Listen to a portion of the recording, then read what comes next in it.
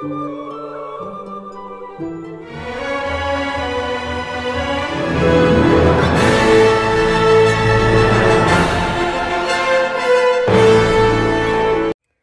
were in a situation where you were dealing with narcissistic people that were mistreating you, abusing you, and verbally, emotionally, mentally.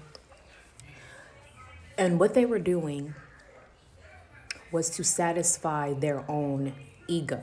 They were getting empowered by taking your power away, by making you feel small, by making you feel this big, by pointing out so many things wrong about you, was empowering them.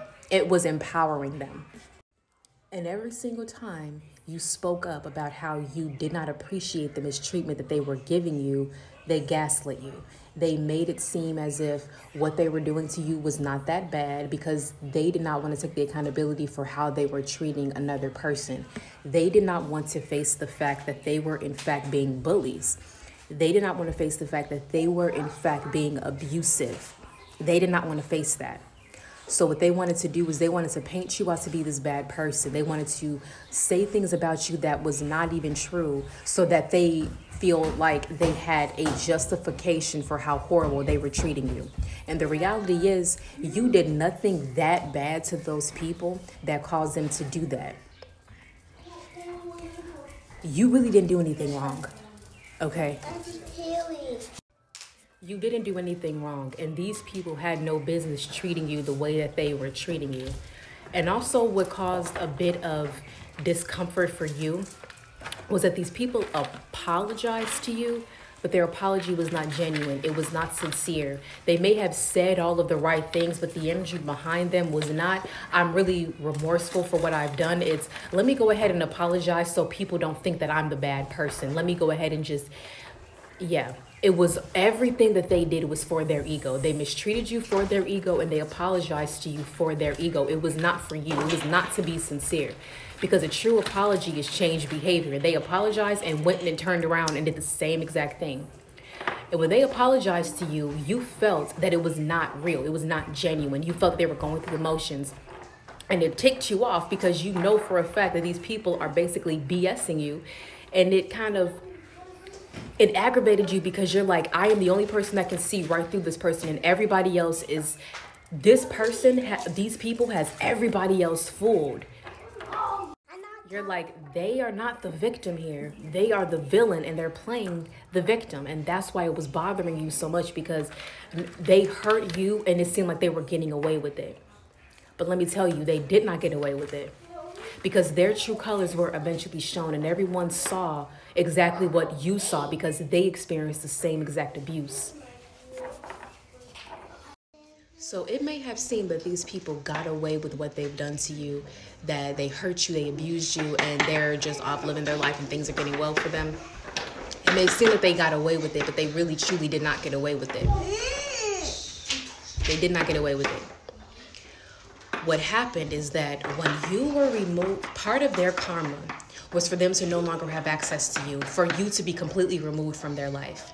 So when stuff started to hit the fan, they were no longer able to project all of that energy onto you. They were no longer had the ability or even had access to throw that energy onto you, because that's what they would always do. When something would go wrong with their life and they were upset, they would go target you, make you out to be their punching bag to release all of their energy as like an emotional dumping ground.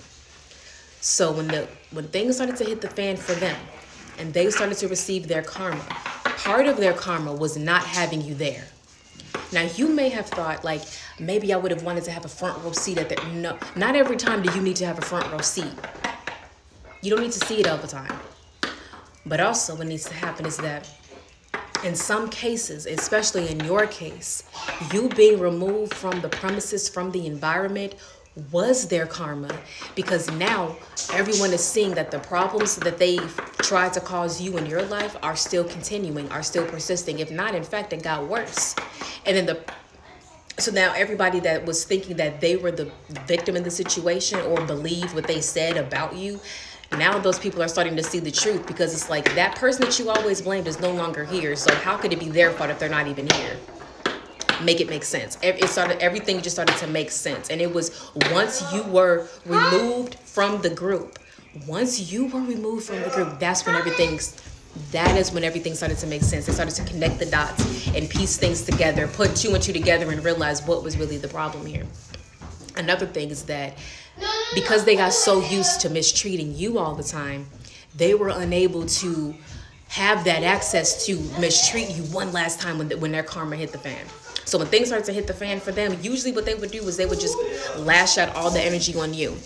But because you were not around, they were unable to do this. So because their punching bag was not there, now they had to deal with their energy all on their own, had to deal with their emotions all on their own, like they should have done in the first place, but they refused to do so. So that was their lesson. And another part of their karma is watching you rise up, glow up, heal, become this stronger, wiser, just greater version of yourself without them. And because you are a totally different person now than who you were then, they don't know you. They knew you, and they are completely shocked by who you became.